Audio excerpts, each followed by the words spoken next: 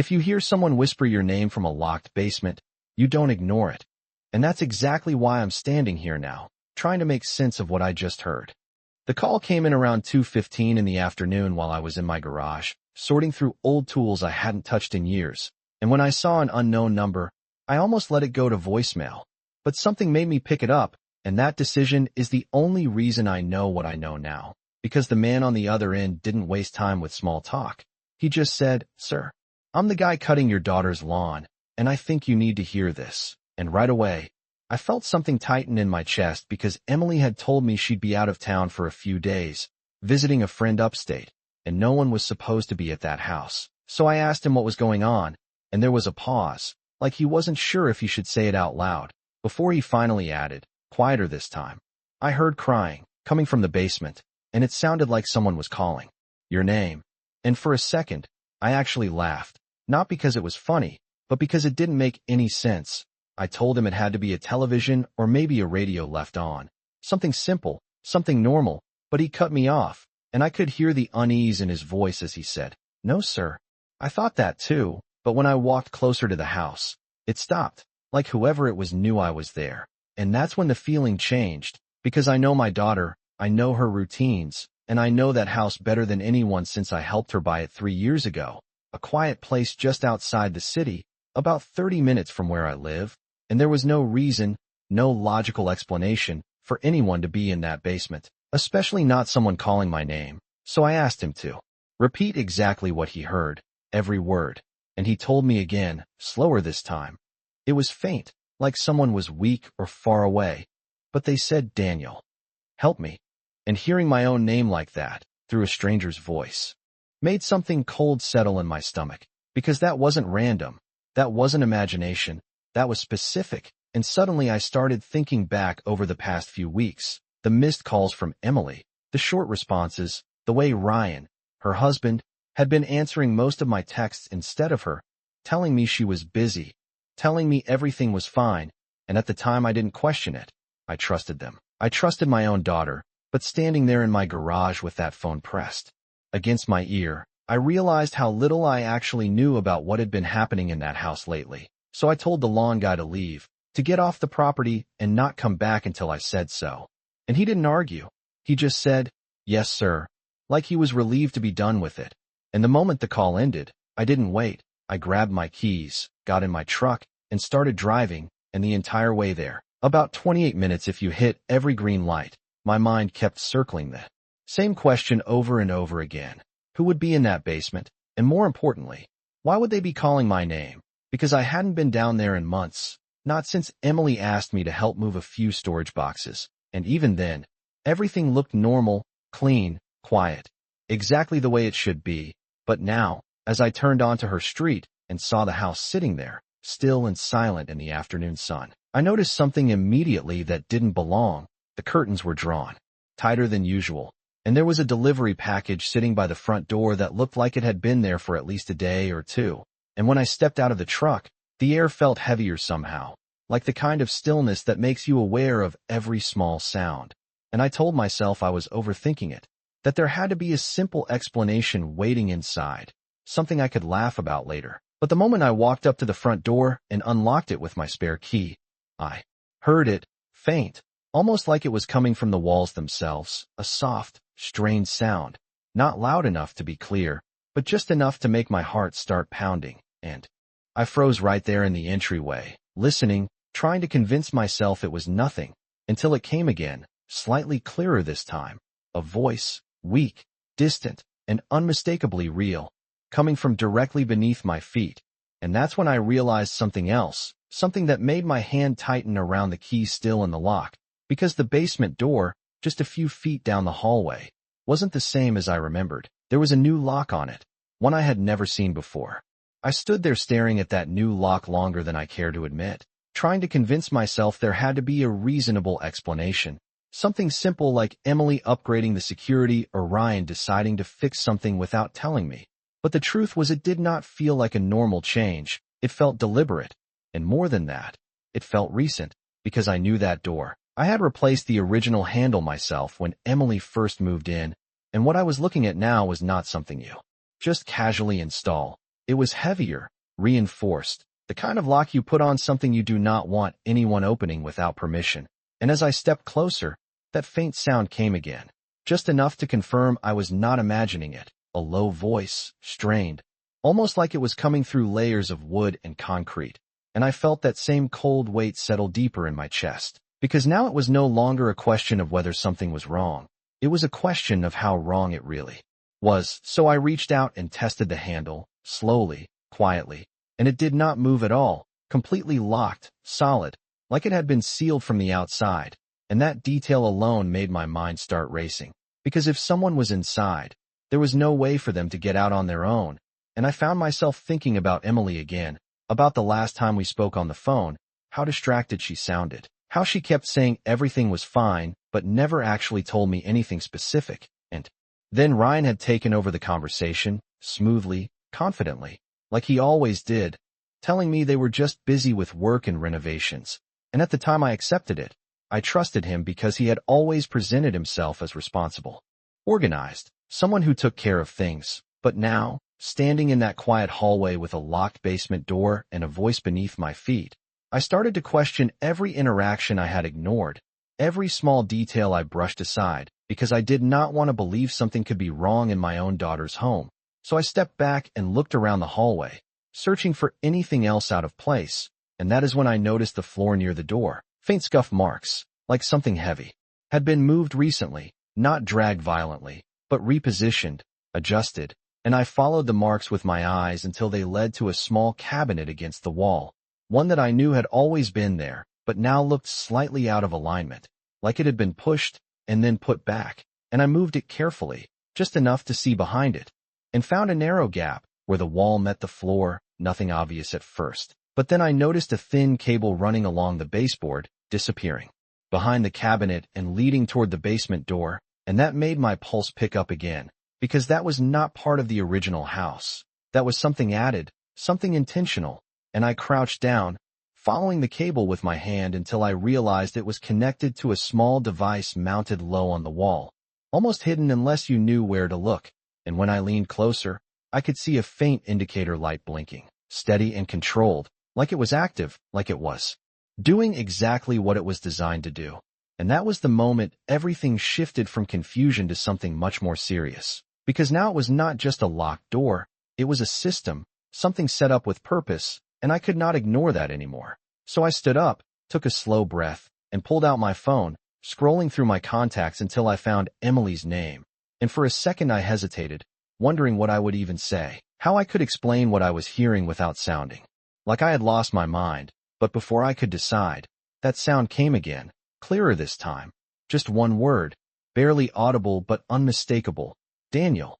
And I felt my grip tighten around the phone as I pressed call, listening to it ring once, twice, 3 times, until finally it stopped and went to voicemail.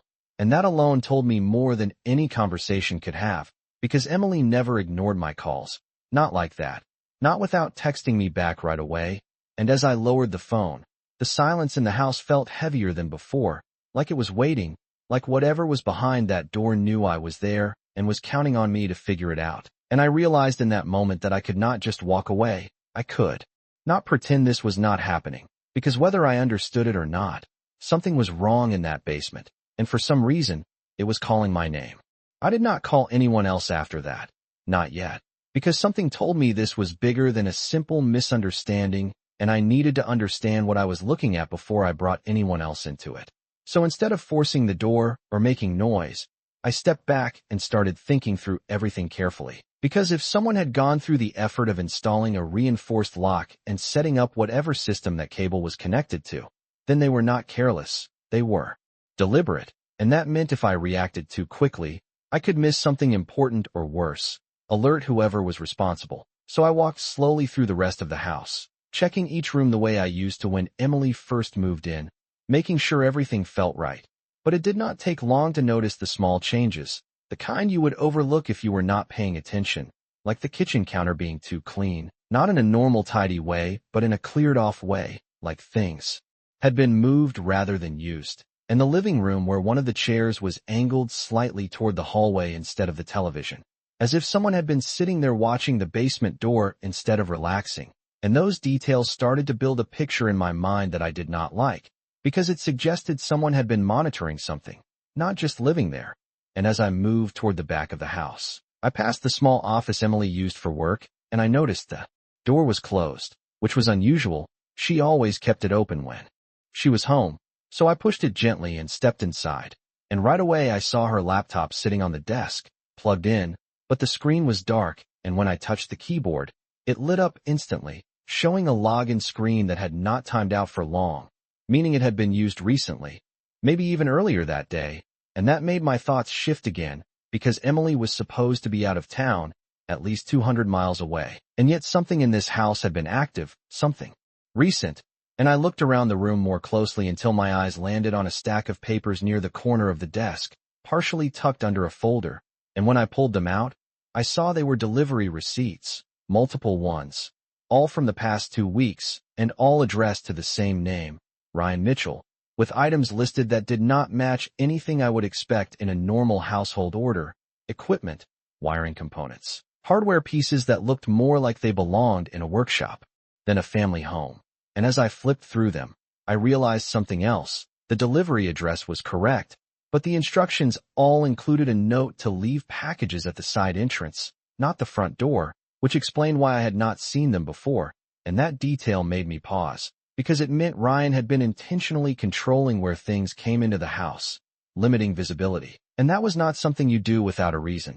So I set the papers back down and stepped out of the office, my mind now trying to connect all these pieces into something that made sense: the locked basement, the hidden cable, the controlled deliveries, the changed behavior. And as I walked back toward the hallway, I heard it again, slightly louder this time, not enough to make out a full sentence, but enough to confirm it was real, consistent, and coming from below.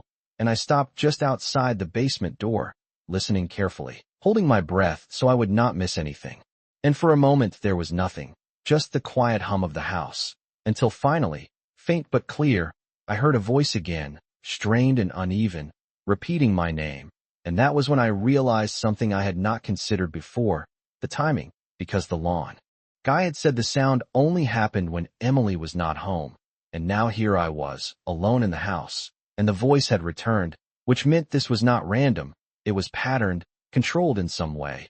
And that thought alone made everything feel more intentional, more planned. And I found myself looking back down the hallway toward the front door, calculating how much time I had before anyone could come back, before Ryan or Emily might show up unexpectedly. And I knew I needed more information before that happened. So instead of trying to open the basement, I reached down and examined the lock more closely, checking the brand, the installation, the edges where it met the frame, and I noticed slight scratches near the screws, fresh ones, like it had been installed in a hurry. And that told me this setup was recent, not something that had been there for months. And that detail gave me a narrow window, because whatever was happening here had started not long ago, and that meant there was still time to figure it out, but only if I moved carefully. So I stepped back once more, took out my phone again, and this time instead of calling Emily, I opened my camera and started recording everything: the door, the lock, the cable, the hallway, documenting it all quietly. Because if this situation was as serious as it felt, I was going to need proof, not just a story. And as I lowered the phone, I heard that voice one more time, clearer than before, almost desperate now. And it said my name again, slowly, like it knew I was finally listening. I stopped recording and stood there in silence, holding my phone in my hand as that voice faded again into nothing. And for a few seconds I just listened, waiting to see if it would come back. But the house went still, almost too still, like it was reacting to my presence. And that was when a different thought crossed my mind, one that made everything shift from confusion to something much more controlled. Because if the voice only appeared when Emily was gone, and now it stopped the moment I started moving around more actively, then whatever was happening was not random. It was being managed somehow, either by timing or by design. And that brought me back to the cable I had seen earlier, the one running along the baseboard. Because it was not there by accident, it was part of something, and I realized I had not followed it far enough. So I moved back to the wall, crouched down again, and traced it carefully this time, all the way from the small device near the basement door toward the corner where it disappeared behind the wall panel. And when I pressed lightly against that section, I noticed it was not as solid as the rest, just slightly hollow, like something had been installed behind it. And that was enough to tell me there was more going on inside this house than what I could see on the surface. So I stood up and walked back toward the office, because if Ryan had been setting something up, there had to be more information somewhere. And as I stepped inside again, I went straight to the laptop, not to access anything private, but to check something simple, the network connections. Because if there was a system running in this house, it would likely be connected, and when I opened the settings, I saw multiple devices listed that I did not recognize, not just phones or tablets, but labeled connections with generic names, like external units. And one of them was active right now, transmitting data, even though no one was supposed to be home, and that detail alone made my pulse pick up again, because it confirmed what I had been starting to suspect. Something in this house was running in real time, something was active, and it was not just sitting idle. So I stepped away from the desk and looked around the room more carefully, this time focusing on anything that could be linked to that system. And that was when I noticed a small camera mounted near the corner of the ceiling, angled just slightly toward the hallway, not obvious at first glance, but clearly placed to monitor movement. And the moment I saw it, everything became clearer, because this was not just about keeping something hidden, it was about watching it, controlling it, tracking it. And that realization made me look back toward the hallway again, toward that basement door, because now I understood that whatever was down there was not just locked away, it was being observed, possibly even interacted with. And I felt a tightness in my chest as I thought about Emily again, about whether she knew any of this, whether she was part of it or being kept in the dark like I had been. And I wanted to believe it was the second option. I needed to believe that, because the alternative did not make sense with the person I raised. But the longer I stood there, the harder it became to ignore the pattern, the distance, the silence, the changes in behavior, and the fact that Ryan had been the one handling most of the communication lately.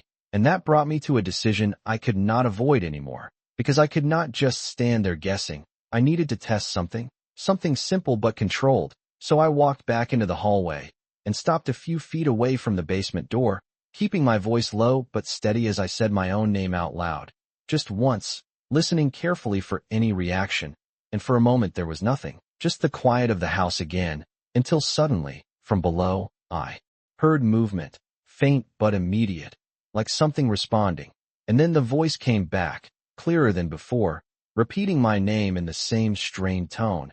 And that was all the confirmation I needed, because whatever was down there could hear me, it could respond, and it knew who I was. And that meant this was not just a random situation. This was something directed, something intentional. And as I stood there staring at that locked door, I realized I was no longer just trying to understand what was happening. I was stepping into something that had already been carefully set up, something that had been running before I even knew it existed. And the only question left now was how far it really went. Because if this was controlled, if there were cameras, devices, and a system in place, then reacting emotionally would only play into whatever had already been set up. And that was when I remembered something I had not paid attention to before: the delivery receipts, the equipment, the wiring. All of it suggested planning, not improvisation, and planning like that usually leaves a pattern, something you can follow if you slow down enough to see it. So instead of focusing on the door, I turned my attention back to the house as a whole, walking through it again. This time not as a father visiting his daughter's home, but as someone trying to understand how every piece fit together.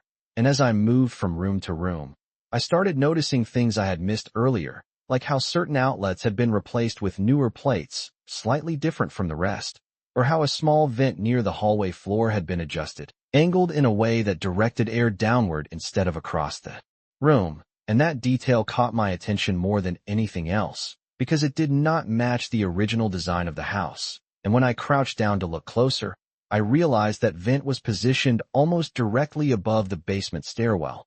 And suddenly the idea formed in my mind that whatever was happening down there was not just being hidden, it was being maintained, controlled in ways I had not considered before. And I stood up slowly, letting that thought settle, because it meant this situation had layers, and I had only just started to see the surface. So I walked back into the office once more, this time more focused, and instead of just looking at the laptop, I checked the desk drawers, carefully, not to invade privacy, but to find context, something that would explain why all of this was here, and in the second drawer I found a small notebook, nothing unusual at first glance, but when I opened it, I saw dates, times, short notes written in a tight, controlled handwriting, and most of them did not make sense on their own, just brief entries like check levels, adjust timing, monitor response. But then I saw one line that made everything pause in my mind. Only active when she is away, and I did not need a name next to it. To understand who that referred to, because Emily was the only one who lived here full-time, which meant whatever system had been set up in this house was designed to operate when she was not present, and that detail alone shifted everything again, because it suggested she might not know, or at least not fully, and for the first time since I arrived, I felt something close to relief, even if it was small, because it meant there was still a chance she was not part of this, that she was not involved in whatever this was. But that relief did not last long, because it was immediately replaced by a different question. If she did not know, then who was controlling it? And the answer to that question was not difficult to find, because there was only one other person who had both access and reason to manage something like this, and that was Ryan. And as that thought settled in, I felt a different kind of clarity take over, because now this was no longer a vague situation. It had direction, it had a focus, and more importantly, it had a person behind it, which meant it could be understood and eventually exposed, but only if I handled it the right way. So I closed the notebook, placed it back exactly where I found it, and stepped out of the office again, returning to the hallway one more time.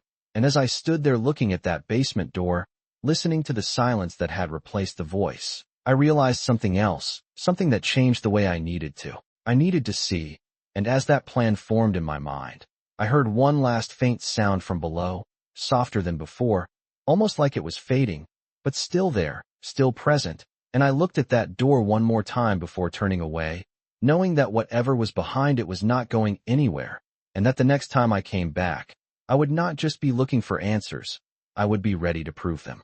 I left the house that afternoon without touching anything else, making sure every detail looked exactly the same as when I arrived, because the last thing I wanted was for Ryan to notice that something had changed, and as I pulled out of the driveway, I kept replaying everything in my mind, the voice, the lock, the system, the notebook, all of it forming a pattern that I could not ignore anymore. And by the time I got back home, I knew this was not something I could handle casually. It required patience, planning, and most importantly, control. So instead of calling Emily or confronting Ryan, I did the opposite. I waited, and that evening, around 7 o'clock, I sent a simple message to Emily, asking how her trip was going, keeping my tone normal, relaxed, exactly the way it always had been.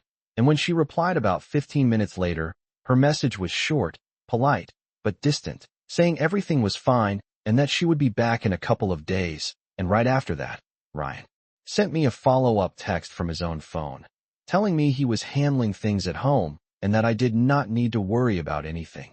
And reading those messages now, after what I had seen, felt completely different, because every word sounded controlled, measured, like it was written with intention rather than honesty. And that confirmed what I had already started to believe, that whatever was happening in that house, Ryan was at the center of it, and he believed no one else knew, which gave me the one advantage I needed. So the next morning, I started putting my plan into motion, not by going back to the house immediately, but by gathering information in a way that would not raise suspicion. And the first thing I did was review the footage I had recorded on my phone, watching it carefully, frame by frame, looking for anything I might have missed in the moment.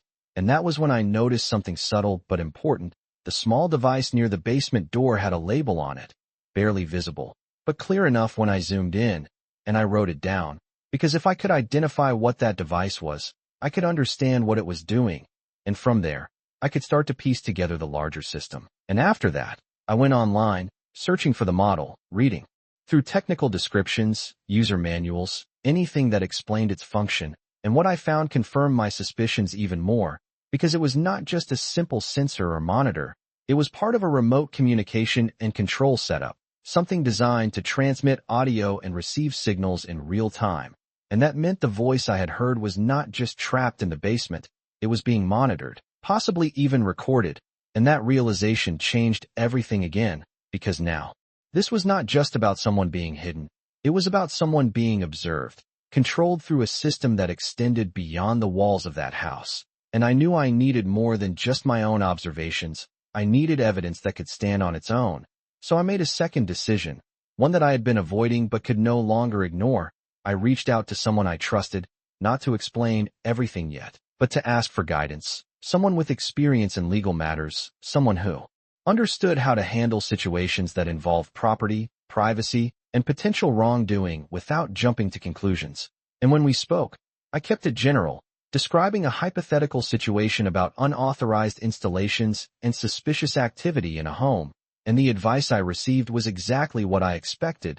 Document everything, do not confront, and most importantly, do not interfere with whatever is currently in place until you understand the full scope, because acting too soon could compromise the situation, and hearing that confirmed I was on the right path. So later that day, I drove back toward Emily's neighborhood, but this time I did not go directly to the house. Instead, I parked a short distance away, about half a block down, where I could observe without being seen, and I sat there for nearly an hour, watching, waiting, and eventually, I saw a movement. Ryan's car pulling into the driveway, earlier than I expected, and I stayed still, watching as he got out, looked around briefly, and then went inside. And even from that distance, I could tell something about his behavior was different, more cautious, more aware, like he was checking for something before stepping in, and that alone told me he was not as confident as he wanted to appear, which meant there was pressure on his side too. And as I sat there, I realized the situation had officially shifted, because now I was no longer reacting to what I had discovered. I was actively observing it in real time, and whatever was happening inside that house, I was going to see it unfold, piece by piece, until there was no doubt left about what it really was. I stayed in that spot longer than I should have, watching Ryan's house from a distance like it was just another quiet suburban home. But the longer I sat there, the more I noticed the small details that did not match the image he tried to present, because after he went inside, the curtains in the front room shifted slightly, not enough to be obvious, but enough to tell me he was checking the outside, scanning for something or someone, and that alone confirmed he was not as relaxed as his messages suggested. So I adjusted in my seat and lowered myself slightly, making sure I was not visible from the street, because if he was already on edge, the last thing I needed was to alert him.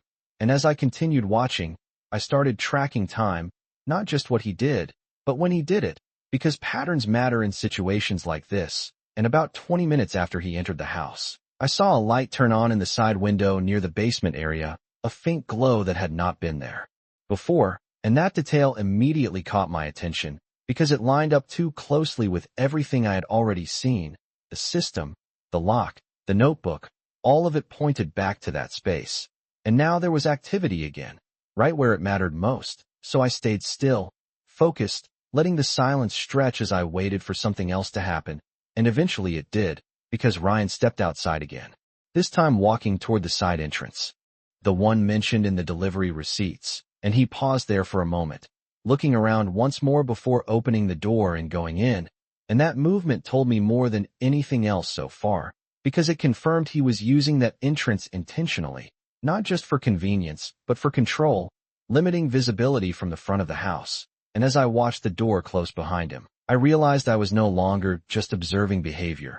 I was watching a routine, something he had likely repeated multiple times without expecting anyone to notice. And that gave me the opening I needed, because routines can be predicted and predictions can be tested. So instead of staying there indefinitely, I made a decision to act carefully, not by approaching the house directly, but by positioning myself closer without being seen. And I moved my truck slowly down the street, turning into a neighboring block and parking where I could cut through the backyards if needed, using the tree line as cover. And as I stepped out, the air felt different, quieter, more isolated than the front street. And I moved slowly, keeping my steps controlled, not rushing, because the last thing I wanted was to make noise or draw attention. And when I reached a point where I could see the back of the house, I stopped and stayed low, watching for any movement. And for a while there was nothing, just the stillness of the yard and the faint hum of distant traffic, until I noticed something subtle, a small vent near the lower foundation, positioned just below the basement level. And as I focused on it, I realized there was a faint sound coming from that direction, not loud enough to carry far, but present, consistent, and I moved a little closer, careful with each step, until I was close enough to hear it clearly. And what I heard confirmed everything I had been building in my mind, because it was the same voice, the same strained tone, repeating words that I could not fully make out, but the pattern was unmistakable. It was trying to communicate, and more importantly, it was still active, which meant whatever system Ryan had set up was running even while he was inside the house. And that raised another question in my mind, one that shifted my understanding again, because if the system was active while he was present, then he was not just monitoring it remotely, he was interacting with it directly. And that meant whatever was happening in that basement was not passive, it was part of something ongoing, something he was managing in real time. And as I stayed there listening, I suddenly heard a second sound, not from the vent, but from inside the house itself, faint but distinct, like movement above. And then everything went quiet at once, the voice, the hum, all of it, stopping as if someone had flipped a switch. And that moment told me more than anything else I had seen so far, because it proved control, immediate, precise control, and I stepped back slowly, letting that realization settle, because now there was no doubt left. This was not random, this was not accidental, this was a system being actively managed. And as I made my way back toward my truck, keeping my movements careful and controlled, I knew I had just crossed a line in my understanding of what was happening. Because this was no longer just about discovering something hidden, it was about exposing something that had been deliberately constructed. And for the first time since this started, I was not just reacting to clues anymore. I was starting to see the full structure behind them. And that meant the next step would not be about finding out if something was wrong. It would be about proving exactly how far it went. I did not drive away right after that, even though every instinct told me to put distance between myself and that house. Because I knew if I left without a plan, I would just be reacting again instead of controlling what happened next, and control was the only thing that mattered now. So I sat in my truck for a few minutes, engine off, hands resting on the steering wheel, replaying everything I had just seen and heard. And this time I did not focus on the fear or the confusion, I focused on the pattern, the timing, the way everything stopped the moment Ryan moved, the way the system responded instantly, and that told me something critical. Whatever was happening in that basement was not just being monitored, it was being managed with precision, which meant it relied on consistency, on predictable behavior, and that was exactly what I could use against him. So instead of leaving, I reached for my phone and opened a new message, this time to Ryan, keeping my tone casual, almost routine, asking if he would be home later because I was thinking about stopping by to check on a small issue with the property, something harmless, something normal. And I watched the screen as the message delivered, then waited, counting the seconds, because how he responded and how quickly he responded would tell me more than the words themselves. And when his reply came in just under a minute later, it was exactly what I expected, but also exactly what I needed. He told me he would not be home that evening, that he had plans and would be out for several hours. And as I read that message, I felt that same clarity settle in again, because I knew it was not true. I had just seen him enter the house, which meant he was already trying to control the narrative, already trying to shape what I believed about his movements, and that confirmed everything I needed to move forward. So I did not respond right away. I let a few minutes pass before replying with something simple, telling him that was fine and that I would come by another day, keeping everything normal, predictable, exactly the way he expected me to act. And then I set my phone down and looked back toward the house, knowing that what I was about to do next was not about confrontation, it was about exposure, and for that, I needed him to believe he was still in control. So I waited, giving him time to settle, time to return to whatever routine he thought was hidden, and after about 40 minutes, I saw the side door open again, just like before, and Ryan stepped out, looking around briefly before walking to his car, and this time I paid attention to every detail, the way he moved, the way he checked the street, the way he hesitated for a second before getting in, and then he drove off, heading in the opposite direction from where I was parked, and I waited until his car disappeared completely before starting my engine again, not rushing, not making any sudden moves, because timing mattered now more than anything else, and when I finally pulled out, I did not go directly to the front of the house. I followed the same path as before, circling around to the back, parking out of sight, and approaching through the tree line. Because if there were cameras inside, there was a chance there were cameras outside as well, and I was not going to take that risk, and as I moved closer, I could feel the tension building again, not from uncertainty this time, but from knowing I was stepping into something that had already been carefully designed, and I needed to be just as careful in how I handled it. So I reached the back of the house and stopped for a moment, listening, watching, making sure everything was still, and then I moved toward the side entrance, the same one Ryan had used, and when I got there, I noticed something I had not seen before. The door was not fully closed, just slightly misaligned, like it had not been secured properly in his rush to leave. And that small detail told me I had a window, a narrow one. But enough, so I pushed the door gently, slowly, making sure it did not make any sound, and stepped inside, the air immediately feeling different, heavier, quieter, and I stood there for a second, letting my eyes adjust, listening for any sign of movement. But there was nothing, just the faint hum I had heard before, steady and controlled, and I moved forward carefully, each step measured, heading straight toward the hallway, toward that basement door, because this time, I was not just observing from a distance. This time, I was stepping directly into the center of it, and as I reached the door again, I noticed something that made my breath slow down. The lock was still there, still solid, but the small device on the wall had changed. The indicator light was different now, not blinking the same way as before, and that meant the system was in a different state, a different mode. And that realization told me I was not just entering the house at a random moment. I was entering it at a specific point in its operation. And whatever happened next was going to reveal more than anything I had seen so far. I stood there staring at that small device on the wall, watching the way the indicator light shifted from its steady pattern into something slower, almost deliberate, like it was waiting. And for a moment I did not move at all, because I understood something critical in that second. I was no longer just observing the system. I was inside it, and whatever state it was in right now was not accidental. It was part of a sequence, and if I reacted too quickly, I might interrupt it before I understood what it was doing. So instead of reaching for the door, I stepped back slightly and listened, focusing on the subtle sounds around me, the faint hum, the quiet stillness of the house, and then slowly, almost like it was responding to the change in the device, the sound returned from below, clearer than I had ever heard it before, not just a faint voice anymore, but something more structured, more consistent, like it was being directed through a system rather than echoing randomly through the space. And I felt my chest tighten as I listened, because now I could make out more than just my name. I could hear fragments of words, incomplete but intentional, like someone was trying to form a message through whatever limited means they had. And that was when I realized something else. Something that changed the way I needed to act in that moment. Because this was not just about hearing. It was about timing. The system had cycles, states, and I had entered during one of them, which meant there might be a specific window where interaction was possible. So instead of forcing anything, I lowered myself slightly, bringing my ear closer to the door, and spoke quietly, steady, controlled, saying my name again, just once, and I waited, and for a second nothing happened. Until suddenly the voice below responded almost immediately, repeating my name with more clarity than before, and that response confirmed everything.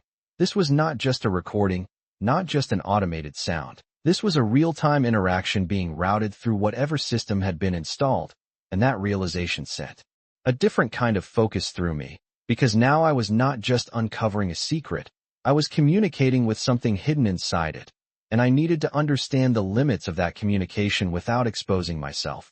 So I kept my voice low, careful, asking a simple question, just one word, where? And then I waited again, counting the seconds in my head, 1, 2, 3, until the response came, delayed but present, fragmented, but clear enough to understand, down. And that single word told me more than anything else so far, because it confirmed awareness, direction, intent, and I had to stop myself from reacting emotionally, from reaching for the lock or trying to break through, because that would end everything too quickly. And I needed more than just confirmation. I needed proof, something that would stand beyond this moment. So I slowly reached into my pocket and pulled out my phone again, starting a recording without making any obvious movement, capturing both my voice and the response, documenting the interaction exactly as it was happening. And as I held the phone steady, I asked another question, this time more carefully. Who is there? And again I waited, listening as the system seemed to process. The hum shifting slightly before the response came back, weaker this time, less clear, but still present, repeating a single word that I could not fully make out, something close to a name or maybe a sound, and I knew in that moment that I had reached the edge of what I could safely do without changing the situation, because every second I stayed here increased the risk of something shifting, something resetting, and I needed to leave with what I had before I lost it. So I ended the recording, stepped back from the door, and took one last look at the device, the light still moving in that slow, controlled pattern, and I understood now that this was not just a hidden space. It was a controlled environment, one that operated on timing, on access, on deliberate interaction, and as I turned away, moving quietly back toward the side entrance, I felt something different than before, not just concern or confusion, but certainty, because whatever Ryan had built here, whatever system he believed was hidden and under his control, I had just stepped inside it, interacted with it, and recorded it. And that meant the next time I came back, I would not be searching for answers anymore. I would be bringing them with me. And as I stepped out into the fading light and closed the door behind me, leaving everything exactly as I found it, I knew the balance had shifted, even if he did not realize it. Yet, I did not wait long after that night to move forward, because once you have proof, real proof, not just a feeling or a suspicion, you cannot go back to pretending everything is normal. And the next morning, I set the final part of my plan into motion, not by rushing back to the house, but by arranging things so that when the truth came out, it would not just be my word against Ryan's, it would be undeniable, documented, and impossible to ignore. So I contacted the same legal advisor I had spoken to earlier, this time with specifics, explaining that I had reason to believe there was unauthorized surveillance and concealed activity taking place inside a property tied to my family. And I asked what the proper next step would be to handle it without crossing any lines, and the answer was clear: do not confront alone, bring witnesses, document everything in real time, and ensure that any exposure happens in a controlled environment. And that was exactly what I intended to do. So later that day, I sent another message to Ryan, keeping my tone calm and consistent, telling him I would be stopping by the house that evening to check on something minor, nothing urgent, just routine, and I watched carefully for his response, because this time I needed him to be there. I needed him to believe everything was still under his control, and when he replied, confirming he would be home, I knew the moment had arrived. So I made the necessary arrangements quietly, asking 2 people I trusted to accompany me, not to intervene, but to observe, to witness, and to ensure that everything that happened next would be seen clearly, without distortion or denial. And when we arrived at the house just after 6 in the evening, the atmosphere felt different from before, not just because Ryan was inside, but because I knew what was waiting beneath that floor. And as I walked up to the door and knocked, I felt that same steady focus I had held on to since the beginning. Not anger, not fear, just clarity. And when Ryan opened the door, he looked exactly the same as always, calm, composed, asking what brought me by.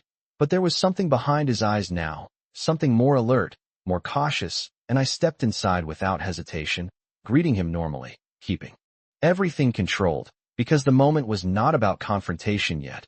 It was about positioning. And as we stood there in the living room, I let a few seconds pass before I spoke again, calmly, directly, telling him I needed to check the basement. And for the first time since I had known him, I saw a shift, subtle but unmistakable, a hesitation, a brief pause before he responded, asking why. And I did not argue. I did not explain everything. I simply told him I had heard something the other day and needed to confirm it for myself. And the room went quiet for a moment, not tense in an obvious way, but heavy, like something unspoken was sitting between us. And then he gave a small nod, stepping aside slightly, but not moving toward the door, and that told me everything I needed to know. So I walked down the hallway slowly, aware of every step, every sound, knowing the others were behind me, watching. And when I reached the basement door, I stopped and looked at it one last time. The same reinforced lock, the same device on the wall, the same system that had been hidden in plain sight. And without saying anything else, I reached into my pocket and took out my phone, starting the recording again, capturing everything, And then I turned back toward Ryan, meeting his eyes directly as I asked him one simple question: what is behind this door? And for a moment he did not answer. He just stood there, calculating, measuring his response, and that silence was louder than anything he could have said, because it confirmed what I already knew. And when he finally spoke, his explanation did not match the evidence. It did not match the recordings. It did not match the system I had already documented. And I let him finish, calmly, without interrupting, because I did not need to argue. I only needed to show the truth. So I stepped closer to the door, lowered my voice slightly, and spoke again, calling my name the same way I had before, and we all waited, and within seconds, the response came, faint but clear, echoing through the structure, repeating my name exactly as it had before.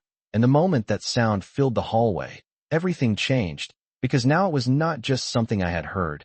It was something everyone present could hear, something real, something undeniable. And I turned back slowly, looking at Ryan as the silence returned. And this time there was no explanation, no control left in his posture, just the realization that whatever he had built, whatever he believed was hidden, had just been exposed in front of witnesses. And as I stood there, I did not feel anger. I did not feel satisfaction. I felt something much simpler, the certainty that the truth was now out in the open, and that whatever happened next would not depend on secrecy anymore, but on what could be proven. And as the moment settled, I knew this was not the end of the story. It was the beginning of the part where everything would finally come to light.